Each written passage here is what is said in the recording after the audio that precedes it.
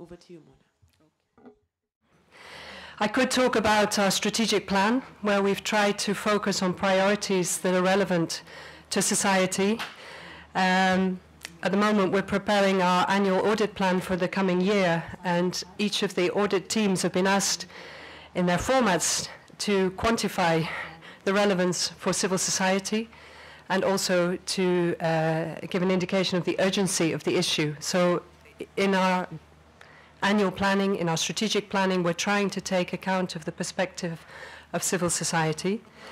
I won't go into our communication strategy because I think there are a lot of similarities with the previous two speakers in where we're trying to engage more with the general public through social media, with journalists, and of course we use our website very much to be as transparent as possible, to publish all our reports and to engage with the public. We also increasingly accept invitations to seminars and conferences where we talk about our audit findings and the lessons that have come out of our audits. So that's another way of engaging with civil society in dialogue.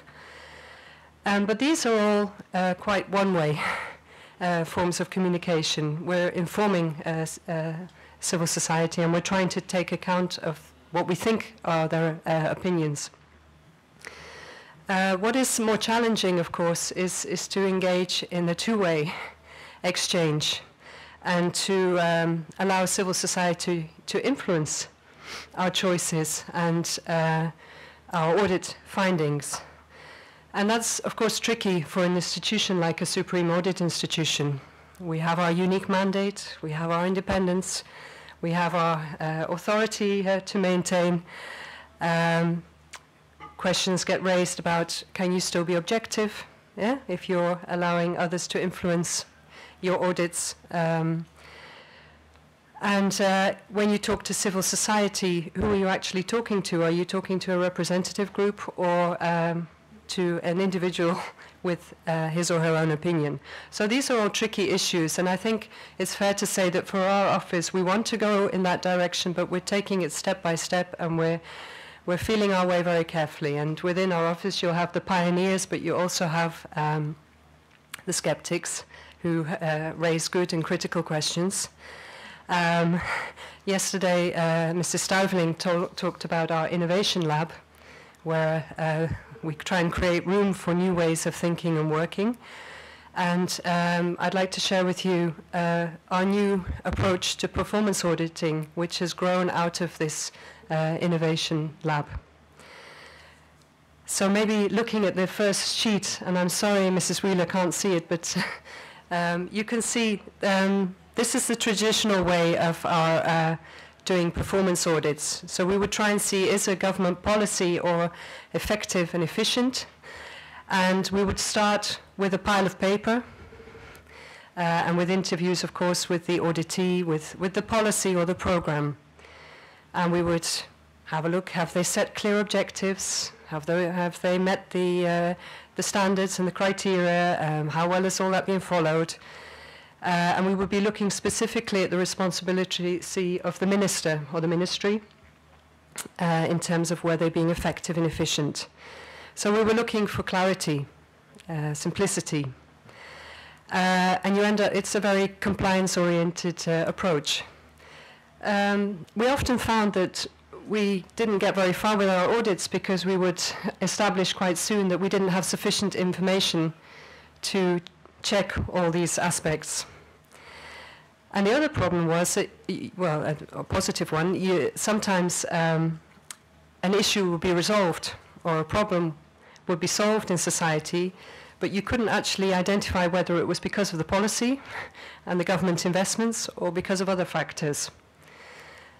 So we were trying to see how we could perhaps tackle our auditing work differently. And that's how we came to what we now call responsive audits.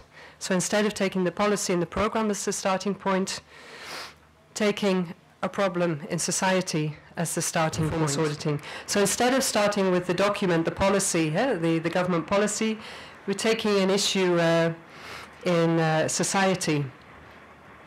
And That's the starting point. You could take the issue of sufficient drinking water, for example, or you could take what we recently did. The government wants to encourage energy efficiency in companies, for example. We've just produced a report on this. So, was the use of subsidies efficient? So, instead of starting at the ministry, we go out into the field and we talk to the stakeholders and we look at their needs and turn the problem around. So we work from the other end of the policy line. We do that through stakeholder meetings, through interviews, through surveys, and we try and get a feeling from the beneficiary or the supposed beneficiary of a policy as to whether or not they feel they've been helped by the government of policy, whether from their perspective a policy has been effective and efficient. Such an approach means taking more time and selecting different investigative methods, so methods of collecting data, and it requires a different way of analyzing the information that you have available. It doesn't mean you don't talk to your auditees, of course. We still do that, but it's taking a new angle when looking at an issue. We do what we call our reality checks.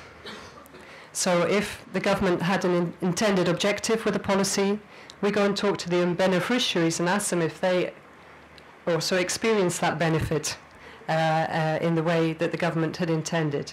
And if not, why not? So in the end, by talking with the beneficiaries, and those can be businesses, individuals, young offenders, homeless people, health officials, by looking at the context and the external factors, other influences that might have impinged on the effectiveness of the government policy, by looking at the available knowledge and doing some reality checks, as we call them, we try and create a fuller picture.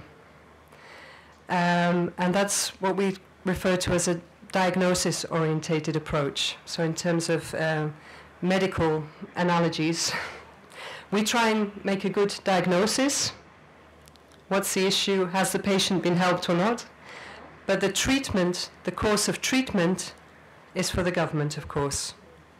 We won't say this is the way to solve the problem. We try and make available the information for choices to be made to improve a situation.